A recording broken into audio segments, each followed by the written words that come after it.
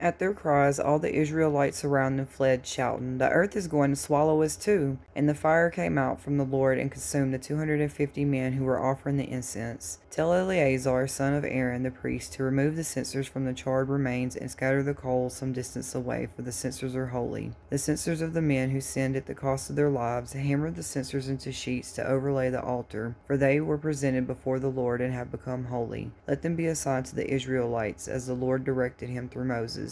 This was to remind the Israelites that no one except a descendant of Aaron should come to burn incense before the Lord, would become like Korah and his followers. The next day, the whole Israelite community grumbled against Moses and Aaron. "You have killed the Lord's people," they said. But when the assembly gathered in opposition to Moses and Aaron and turned toward the tent of meeting, suddenly the cloud covered it, and the glory of the Lord appeared. And the Lord said to Moses, "Get away from this assembly, so I can put an end to them at once." And they fell face down. Then Moses said to Aaron, "Take your censer and put incense in it, along with burning coals from the altar, and hurry to the assembly to make atonement for them. Wrath has come out from the Lord, and the plague has started." So Aaron did as Moses said and ran into the midst of the assembly. The plague had already started among the people, but Aaron offered the incense. He made atonement for them. He stood between the living and the dead, and the plague stopped. The Lord said to Moses, "Speak to the Israelites and get 12 staffs from them, one from the leader of each of the ancestral tribes. Write the name of each man on his staff. On the staff of Levi, write Aaron's name, for there must be one staff for each head of the ancestral tribe. Place them in the tent of meeting in front of the ark of covenant where I meet with you. The staff belonging to the man I choose will sprout, and I will rid myself of the constant grumbling against you by the Israelites." So Moses spoke to the Israelites, and their leaders gave him 12 staffs, one for the leader of each of their ancestral tribes, and Aaron's staff was among them. Moses placed the staffs before the Lord in the tent of the covenant law.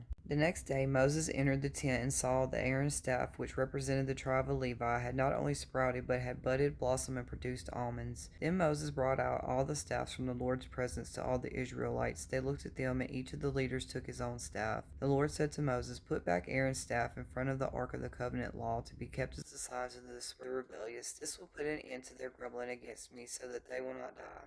Moses did just as the Lord commanded him. The Israelites said to Moses, "We will die. We are lost. We are all lost. Anyone who even comes near the tabernacle of the Lord will die. Are we all going to die?" The Lord said to Aaron, "You and your sons and your family are to bear the responsibility for the offenses connected with the sanctuary, and you and your sons alone are to bear the responsibility for offenses connected with the priesthood. Bring your fellow Levites from your ancestral tribe to join you and assist you when you and your sons minister before the tent of the covenant law. They are to be responsible to you and are to perform all the duties of the tent, but they must not go near the furnishings of the sanctuary of the altar. Otherwise, both they and you will die. You are